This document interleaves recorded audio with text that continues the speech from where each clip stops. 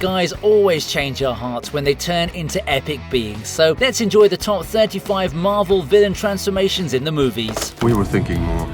We'll show you ours if you show us yours.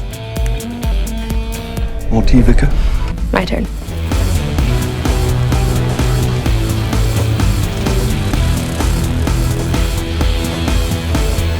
How would you like a job where you get to keep your clothes on? We're kicking off things with an angel, and I'm not just saying that because it's her name. She ends up giving a free show to Magneto and Professor X, although it's primarily to show off her transformation. Those wings need room to breathe, so it shouldn't come as a surprise, but even then, I'd say the two legends deserve to be pampered every once in a while. After all, they're both in what most people call a gentleman's club. But enough about them. The star of the show is Angel. The CGI is pretty good, and we can actually believe that these are real wings coming out of her body. Honestly speaking, the way she did it to Eric and Charles could also be used during battle as a distraction, but then it would be very difficult to make PG-13 movies with her. Also, Zoe Kravitz is Catwoman now, so maybe we can have Sydney Sweeney take up that role, you know, for acting purposes. Your turn! My stage name is Angel. Kind of fits. You can fly? Explain! I have to know! Sir, Let me go! Sir, I cannot let you. Please.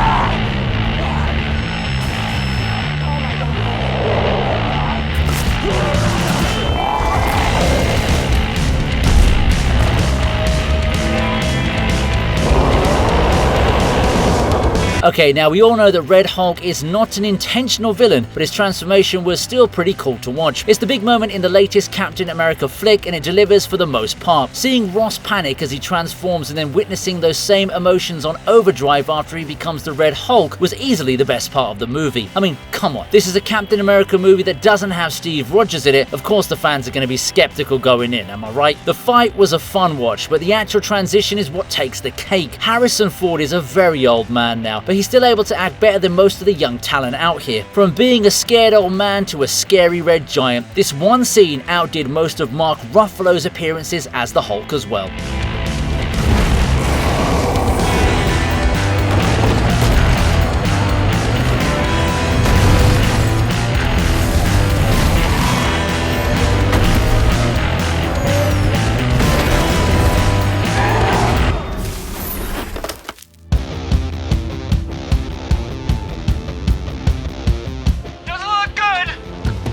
Aren't you tired of fighting?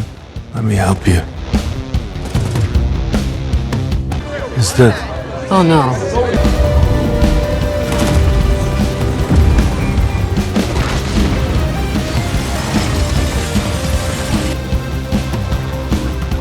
It's hard to classify Sentry as anything, because the dude's a total Chad who had to fight himself more than his opponents just to make sure he didn't kill them. As great of a flex as that may be, our man still transformed into the Void, and that dude is one scary mother lover. The transformation isn't really shown in great detail, but we do see the darkness taking over Sentry, which eventually leads us to the big bad villain. Void looks exactly like his name suggests, and his powers follow the exact same vibes too. The dude had already farmed all the aura that was left in the MCU, but then he literally turned over to the dark side to give us a horrifying taste of what he could achieve. Yeah, the only thing that could save the world at this point was plot armor. Man's an absolute menace. You all know the truth. You can't outrun the emptiness. Let's go! Let's go! Come on!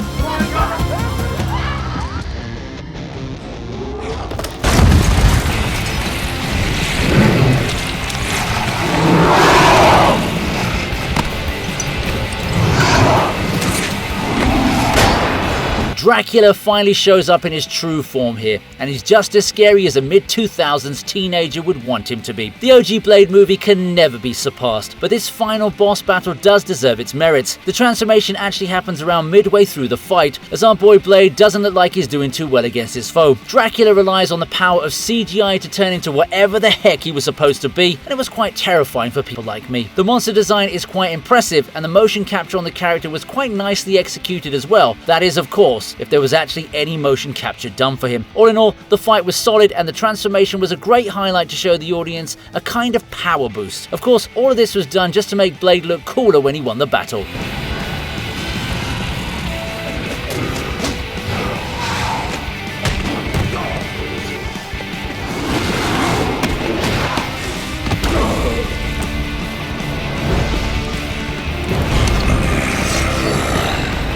Are you ready to die? mother.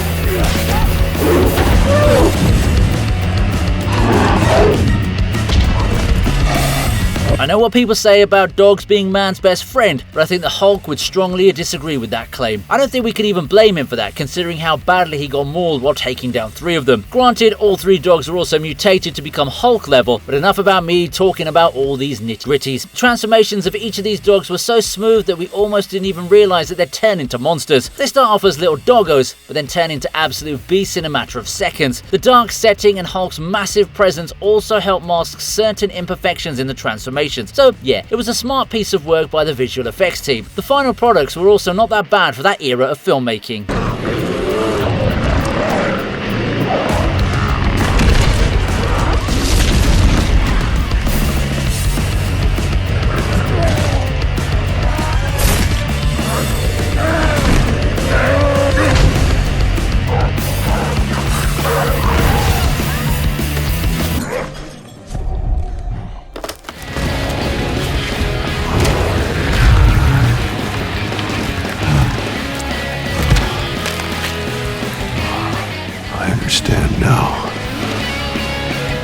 See what she saw.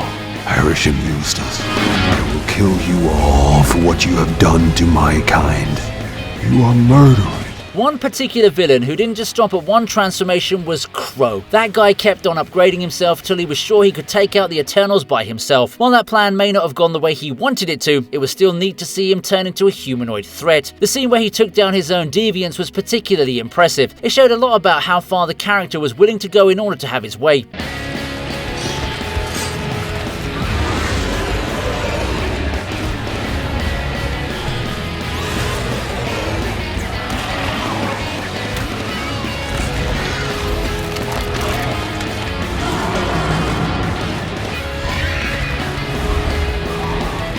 His final form was peak, although he met a very abrupt end at the hands of Angelina Jolie's Thena. Like, what was all that hype for if he was going to end up killed because of his simp energy?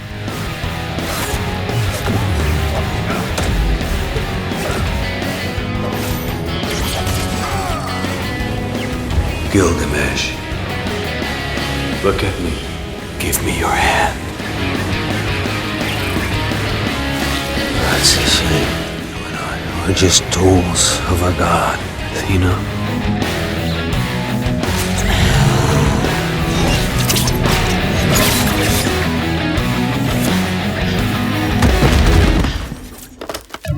Where did you come from?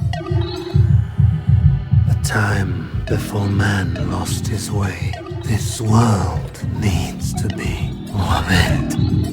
You can't save the world just going around killing people. My child, why do you enslave yourself? What are you doing? Making you stronger.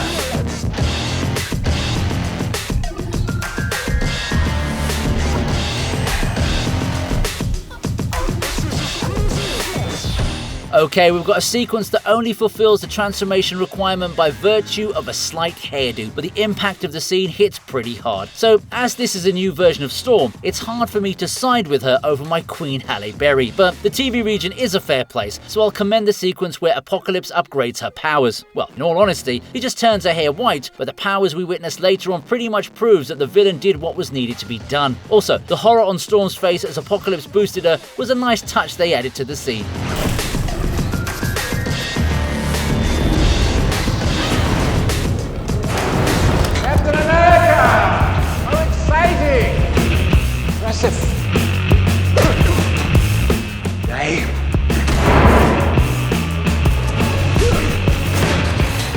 You see, I was his greatest success.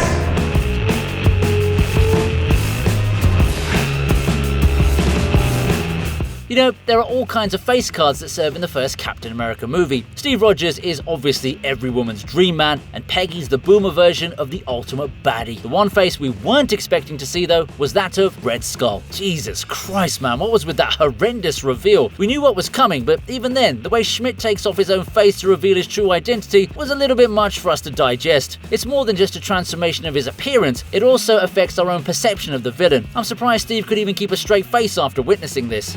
You are deluded, Captain. Then how come you're running?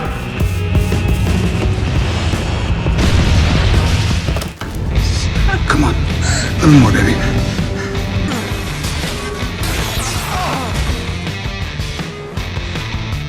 Ooh. Is that hot in there? Like a little turtle? Cooking in his little turtle soup? I think you should close your eyes. Close your eyes.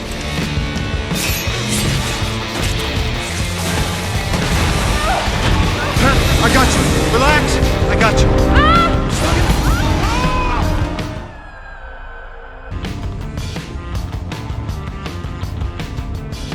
Shame.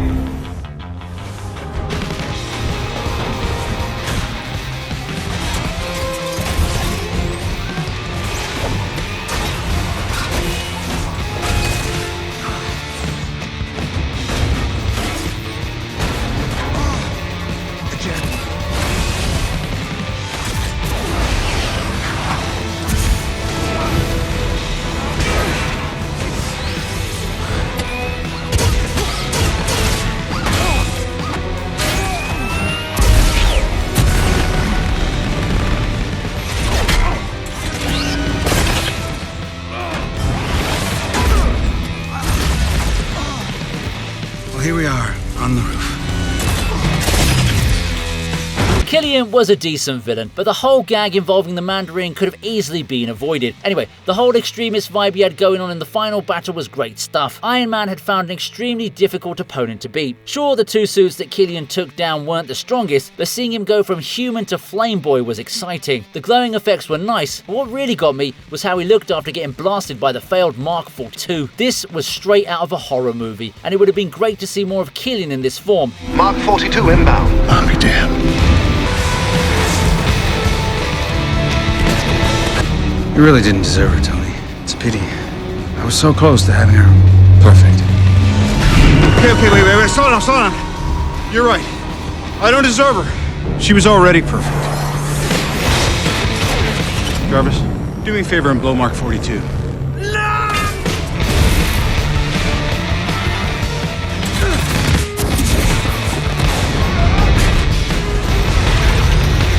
Then they had to give Pepper a girl boss moment, so our man got robbed. I am the Mandarin!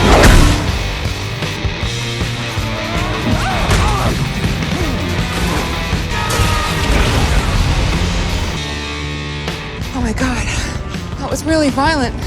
You just scared the devil out of me. I thought you were... I was dead. Why? Because I fell 200 feet?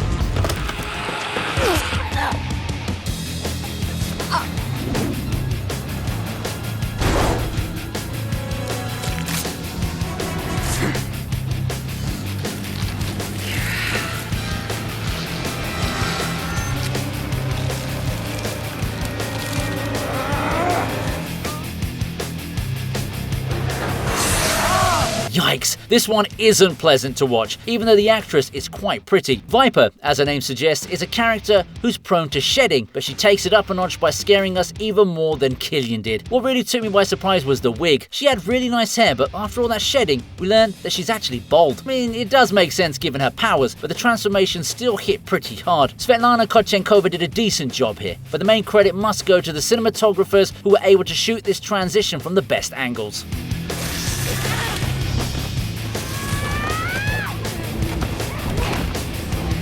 Now you die. Today's not my day.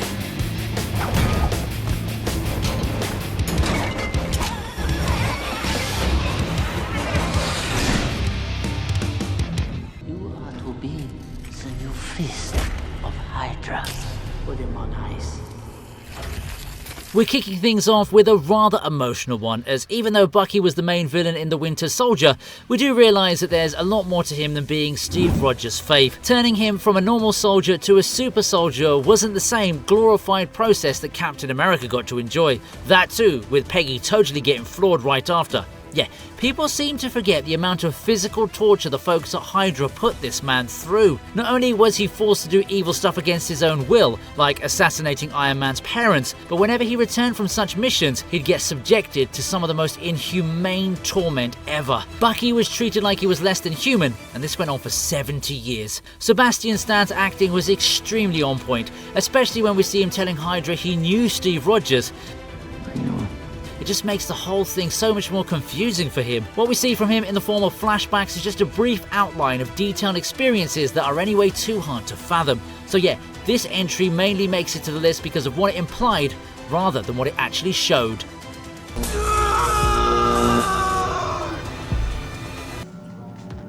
Close off.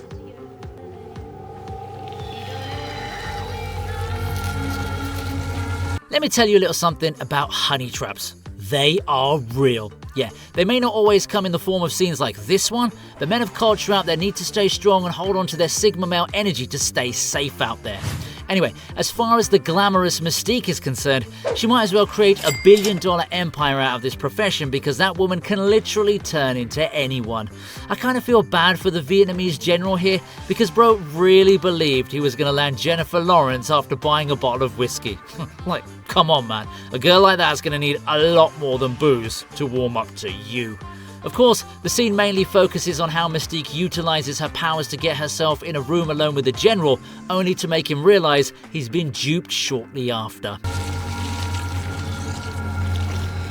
The part where she actually transforms and pins him to the wall was pretty slick, especially with how she turned the whole conversation around on the General. Maybe she didn't like being called baby. That's something to keep in mind the next time you're about to get honey trapped by the Queen of Disguises. Also, just for clarity, Mystique is definitely closer to a villain at this point, considering how she's still opposed to Charles Xavier and siding with Magneto. I'm sorry, Charles.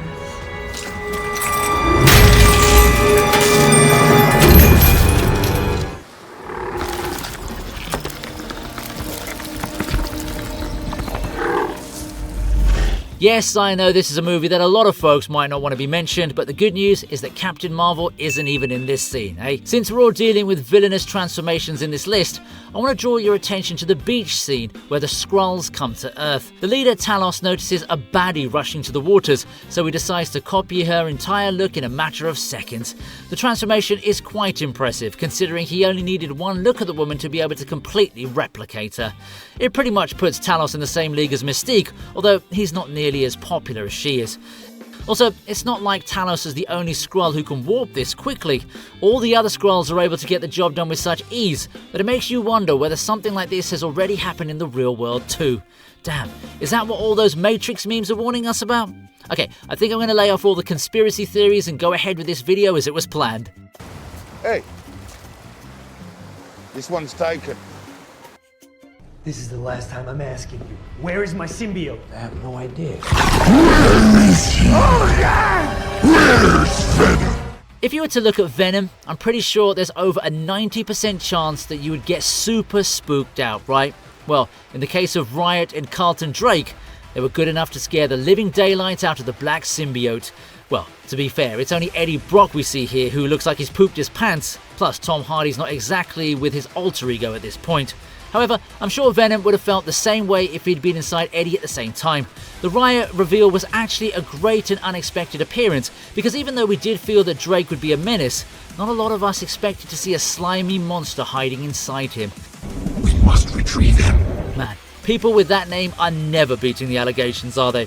On a serious note though, the timing was great, and even though we only got to see Riot for a few seconds, it pretty much summed up everything we needed to know about the movie's plot, as well as the villain's motivations. Yeah, I do personally feel that Riot is not only more skilled, but it's also a lot more menacing to look at than Venom. Holy shit! And this is the thanks I get?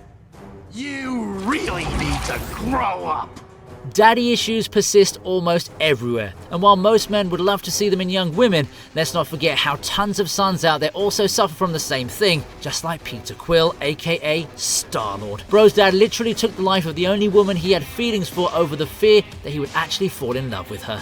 Hearing a reason as stupid as that would make any vengeful son burst into anger, which is what Peter does here, but that's not what I'm covering. It's the way Ego transforms into his planetary aura and traps all the Guardians within himself without making it much of an effort at all. There's also the fact that we get to see Ego slowly regenerating after the onslaught, which may not be a transformation in a strict sense, but is still an altered form that looks way too scary to ignore. Seeing him unleash all those blasts at Star-Lord as he gave that ominous speech had all of us panicking. What greater meaning can life possibly have to offer? Because we definitely didn't know how the Guardians were going to dig themselves out of this hole. Who knew our first encounter with a Celestial would be so grand? I told you, I don't want to do this alone. You can't defeat me. No, I know. But he can. Surtur really got done dirty in the first scene of Thor Ragnarok. Bro was used as some kind of experimentation as a comedy sketch subject, just so that Taika Waititi could show us all how funny the God of Thunder could be. Oh, that's a crown. I thought it was a big eyebrow. It's a crown. Having said that, I'd still say Surtur was decently powered in the beginning of the film, so when Loki eventually makes his skull transform into a gigantic monster towards the end of the film, we finally get to see how strong the dude really is. Surtur neither knew nor cared why his rebirth had occurred either. His giant form existed for one reason only, which was to destroy Asgard. He fulfilled his purpose with enthusiasm, which actually makes him one of the select few MCU villains who managed to succeed in his main mission. Surtur's giant form was so overpowered that he was able to even toss the freaking Hulk aside, as if he was just some small insect. The character design was also made in such a manner that Surtur would look like some prophetic reckoning that couldn't be avoided at any cost. The destruction of Asgard was a massive shock to audiences all over the world, but it does go to show how much we underestimated Surtur. I really wish we got to see more of him in this form, because that would make for a very interesting showdown with the heroes.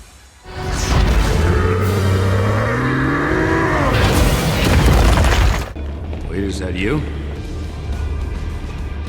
Fake Deadpool has slowly been finding his way outside my hate list for quite some time now, but it still doesn't take away from the fact that he is indeed a fake version of the naughty assassin. For starters, there's nothing naughty about this guy at all. He's just some stitched up mutant who seems to have all kinds of powers at his disposal. The transformation isn't detailed or anything, but we do get to see it in bits and pieces throughout the movie. The part that got me the most was when we got to see those creepy eyeballs in the surgery room. Like, this man made it look as if Stryker was actually trying to make his version of Frankenstein's monster. Stryker finally figured out how to shut you up. The final product that we got to see towards the end may not have been the Deadpool we wanted or even deserved, but it was definitely a spookier version of Ryan Reynolds, so I'll qualify it to be on the list. As much as I hate the idea behind this decision, I'd have probably placed it a lot higher up in this list had it been more detailed in its presentation. Yeah, I still do and always will give chances to scenes I'm not a fan of, and that's true equality. The one thing I know better than anyone is my own work. Seal the room, shoot it. Being the Wolverine is super cool, and it's become such a thing that people try to imitate it more often than not. One of those people happens to be Mystique, although she manages to pull it off with tons of sass. I've got to give it to Hugh Jackman for playing a Mystique who's pretending to play Logan. Those subtle movements had to have been an intentional acting choice, so I feel the producers should have just chimed in and given him a raise for that alone. Jokes aside, Stryker definitely found out that he was getting duped by another mutant, so his instructions to shoot the fake Wolverine ended up in a pretty cool fight sequence. The instant transformation that kicked it off was what stood out the most, because we wouldn't normally associate such a masculine presence to be copied by a feminine entity. Also, the little gag Mystique does in the end when she herself says that a metamorph is on the loose, rather than directly name-dropping the obvious. She may have also been a villain in this movie, but at least she annoyed the big bad wolf of X2. She's good. You have no idea. You're not gonna get in the way of my plan, Peter Parker! People just look at lizards and think that they're all living an easy life, munching on insects and creepily crawling on people's walls. Yeah, That part always gives me the ick. Anyway, when it comes to a human transforming into a lizard, I'd say that would give even the bravest of humans the creeps. Case in point, Dr. Connors, who injects himself with what eventually turns out to be monster serum and turns himself into a giant, scary lizard. At first, everything seems fine with his arm growing back and the Doctor feeling as if he's just created the next big thing. Unfortunately for him though, the happiness doesn't last for long and he begins to experience the dangerous side effects of tampering with nature. Bro started developing scales all over his body, so he decided to take a cab in the middle of the night for added drama. Yeah, it wasn't the wisest move to travel on public transport in the middle of a monster transformation, but I can't really fault the Doctor for that. Also, this scene doesn't show us the final form of the lizard, but when we do get to see it in full swing, we get a fair idea of how Dr. Connors would have undergone the process after that cab ride. I sure hope he left that man a nice tip, you know. Just drive. Okay.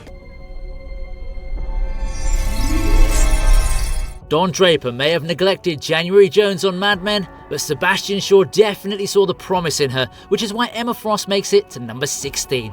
Technically, this is January's only appearance in the X-Men franchise, so I hope to see her again in some capacity. Now, onto the main scene where she transforms into a massive diamond girl and proves to us that she truly is a gem of a mutant. You can stop trying to read my mind, sugar. Pun very much intended. Her instant transition to a diamond form in front of Professor X and Magneto was probably more impressive than her ability to make that shady old general enjoy his intrusive thoughts as if they were real. I also have to give it to Magneto for being able to use his powers in such a way that he could literally break through Frost's defenses and turn her back to human again. While most may question how it's possible to crack diamond with the cheap bad metal, but I think it's more to do with how Magneto can manipulate that metal than anything else. It was a short scene in terms of Frost maintaining her form to counter Xavier's powers, but it still got the job done from an impact angle. I guess Frost couldn't shine bright like a diamond like Rihanna now, could she?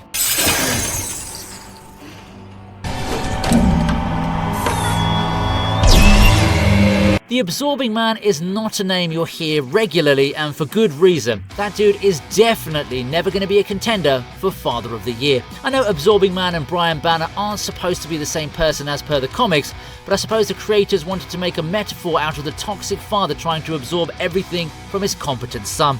Either way, it works well for this plot, and this transformation scene definitely adds more depth to the main villain, who only gets revealed towards the end of the movie. Seeing Mr. Banner transform his hand and then merge with metal totally got me curious, and it wasn't until he beat down that guard did I understand what was going on here. You know, people like to hate on this movie for being weird and stuff, especially with the CGI, but this particular scene has effects that still stand tall to this date. Also, if you're going to compare this to the mess that was She-Hulk, it should be winning Oscars left, right and centre.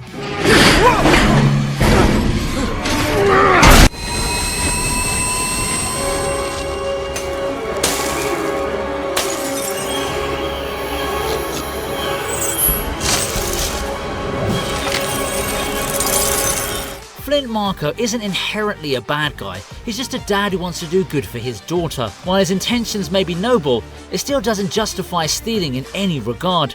That kind of life will only turn your legacy to dust, or in this case, sand. Escaping the law may have been easy for the dude, but there was no way for him to escape this massive experiment which, honestly speaking, shouldn't really be that easy to break into. Those unsuspecting supervisors also should have done a better job at identifying the man, because he was definitely not some odd contamination that you could casually ignore. Either way, we got to see a pretty intense transformation, and I particularly love the part where Flint could see his own hand disintegrate in front of his very own eyes.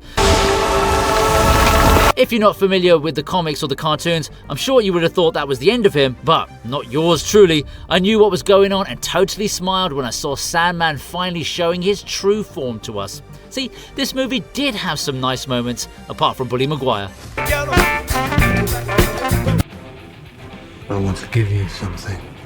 There's nothing you can give me that I want. If you're an angel sent from the heavens, then it would almost be considered blasphemy to like music genres like rock or heavy metal. Well, that logic doesn't apply to angels created by the mutant gene, as could be seen here with the coincidental name of, well, Angel. His transformation may have been a bit rushed in terms of Apocalypse just randomly showing up to turn him into his personal horseman, but damn, the transition itself was pretty badass to watch. Not only do his wings turn to metal in agonizing fashion, they also play a heavy metal song after it's done. Yeah, I know some people say that it's not technically metal and just Angel's mutation pushed to its extreme, but I like to make things dramatic, so I'm sticking to metal wings.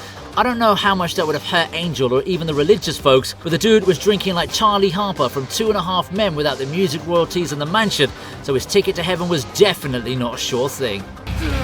Yes, my son.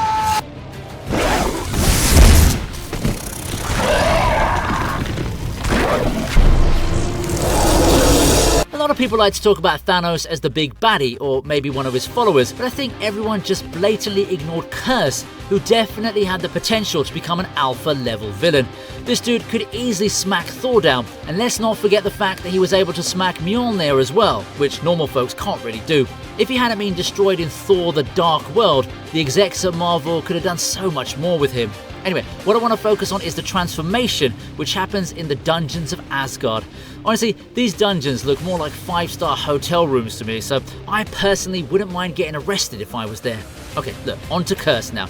His transition surely looked painful, but he was already strong enough to take that, which is why his final form looked even deadlier. The way he takes down everyone around him and smashes through the dungeon gates was super impressive. I'd actually call Curse the final evolution stage of the Yajja Predator. Those guys are way too similar for there not to be some kind of inspiration.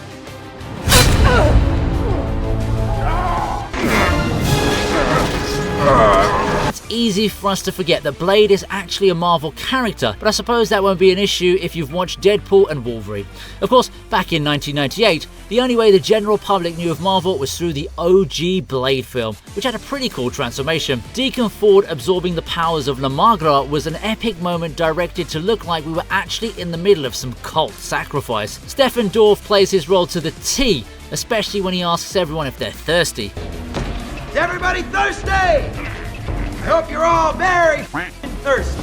The transformation always looks better when the acting enhances the final form. So, of course, Ford's final body wasn't too different from his original one, but the powers he portrayed after surely were. Plus, as weird as it may sound, the ladies totally loved him with those predatory vampire teeth. Yeah, I guess I'll never understand them in this lifetime. Well, at least he gave us a great final battle against Blade, right? Sometimes you gotta do things yourself.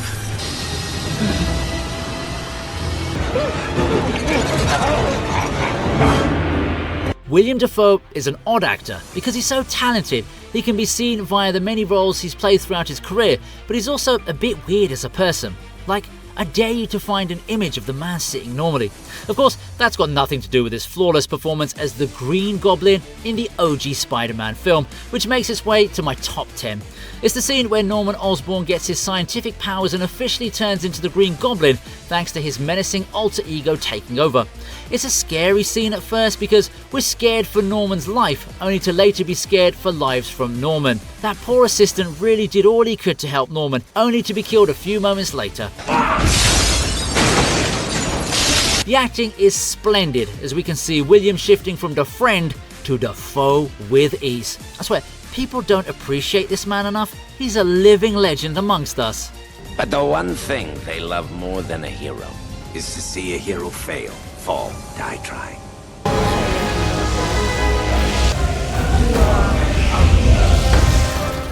It's obvious that En Sabah will first come to mind. This dude was overpowered beyond imagination, and even though he got fried harder than some KFC towards the end of the movie, it doesn't take away from the fact that he's a supreme being. Now, the transformation of Apocalypse is something that happens right at the very beginning of the movie, and it's filled with action, so we know something big is about to happen. The transformation in itself is pretty mellow because it's basically just watching Oscar Isaac turn blue. However, the fighting that goes on around his body is what elevates this sequence to something of way further importance. The effects were quite cool, and I love how normal humans were enough to cause so much damage to Apocalypse and his brainwashed followers. It was a great way to start the movie, but unfortunately, the rest of it felt us leaving a little bit underwhelmed.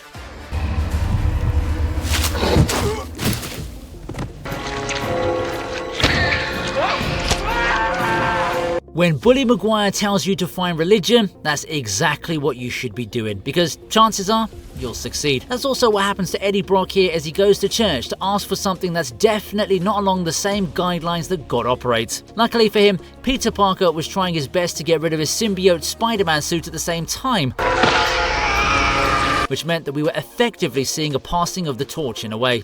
The church bell being the catalyst that both saved Peter and trapped Brock was a great inclusion, especially because it's faithful to the source material. However, I'll admit, as I've always said multiple times, that the Venom character design really needed more muscle mass. We're not auditioning for America's Next Emaciated Model here, guys. Venom's supposed to be an imposing figure. This transformation would have actually made it to my top 5 if they made sure the main villain looked somewhat similar to his origins.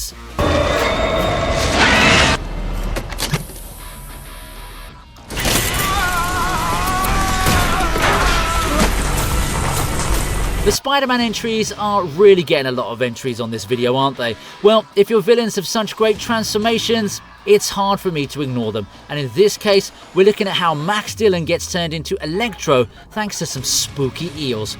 The process of getting electrocuted into a villain is scary enough as it is. When you've got eels that look like freaking demons attacking you, the sequence only becomes more intense. I really feel bad for Max because he was just a man who wanted to be treated normally by the folks around him. However, all that societal bullying eventually turned into all the hate we saw as Electro. When I saw him fall into that tank, I knew this was going to happen, but at the same time, I was also sad that it was going to happen. The final output, though, was pretty cool to look at.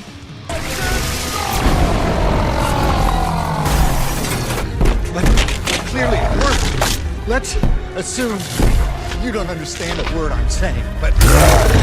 Tim Roth is a great actor who's performed multiple roles with precision. One role in particular, though, hit hard to a lot of comic fans, which was Emil Blonsky in The Incredible Hulk. This soldier was highly skilled and definitely be your ace card in any situation. However, when you're facing up against the freaking Hulk, you're going to need your own cheat code, which in this case was transforming into Abomination. The reason this lands so high up on the list is because the final product looks terrifying, and I would do everything I could to get away from this beast. It's a great reveal right at the business end of the film, and we get to see a brutal fight after that, which served as the cherry on top of the cake. You don't deserve this power. Also, I officially do not recognize the Abomination from She-Hulk because that version only lives up to the definition of his name and nothing else. Is that all you've got? I think a lot about meteors, the purity of them. Boom. Kelly Clarkson put her heart and soul into singing "What doesn't kill you makes you stronger," didn't she? Well, one person who took that very seriously was none other than Mr. Ultron, who made sure his final form would be very difficult to defeat. After losing to Iron Man in a 1v1 encounter, Bro realized he was going to need a whole vibranium body if he was going to execute his plan, and he did it with such subtlety that it shocked even the hardcore comic book fans. The credit for this entry will go to the director because it's very unsuspecting with the way Ultron talks to Natasha Romanoff. He's clearly getting on her nerves, even though she tries to use the same tactic as she did on Loki. That kind of strategy won't work on an AI robot, and Mega Ultron proves it instantly when he tears his old body apart to reveal a bigger, badder version of himself.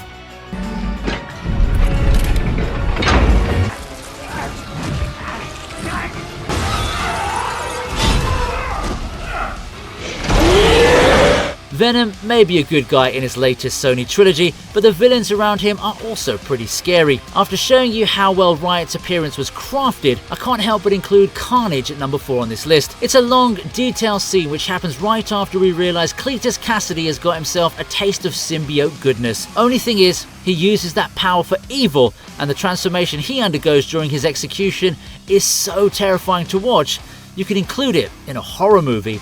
Seeing Cletus in pain was also a strong inclusion, because he himself is clueless as to what's going on. The carnage that appears and happens after this serves as the perfect way to close off the scene too.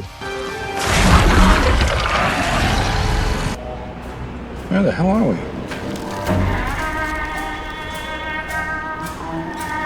Mystique was always going to be present across multiple scenes in this list because her powers dictate her domination. Now, she's definitely impressed on multiple occasions, but the first and most distinct impact she left on audiences was when she bamboozled Senator Kelly in the helicopter. The suddenness with which she reveals her true form to the Senator was timed to perfection, and the smacking she gives him right after was definitely an extension of the transformation, although it did look a little bit funny as well.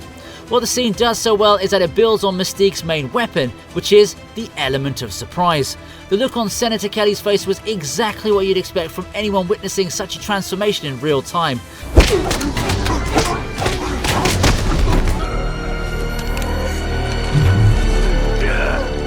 This dude was the most brushed aside character in the sequel, but his transformation was easily and by far the creepiest to watch. Dear God, I don't know what the director wanted to do here, but he gave us something that made us wonder if we were even watching the right movie. The horror element of this scene far outdoes the one in the Carnage entry, and I can't believe I'm saying this, but Harry Osborn's transformation in The Amazing Spider-Man 2 was a lot more impactful than Norman's in the OG Spider-Man.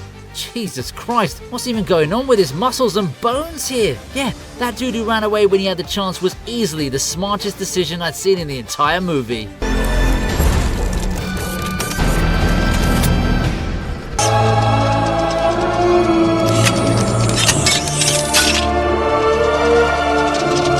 Mystique was a worthy competitor, but at the end of the day, it's the villains of Spider-Man who take the cake in today's video, with Doc Ock being crowned the #1 spot. His situation here isn't too different from Norman because both characters were taken over by sentience, which didn't inherently belong to them. Doc Ock's robotic arms taking control of his nervous system was a horrific way to introduce the villain, and it was also quite tragic to see Otto witnessing the demise of his own wife who'd worked so hard with him to achieve a dream, which was essentially just a nightmare in disguise. Even with Spider-Man coming to the scene, the transformation couldn't be stopped, and in turn, we got to see the most effective villain across all Spidey flicks. Nothing will stand in our way! Nothing! Hope you liked the video, please subscribe to the TV Regent, and here's another video I know you're going to enjoy.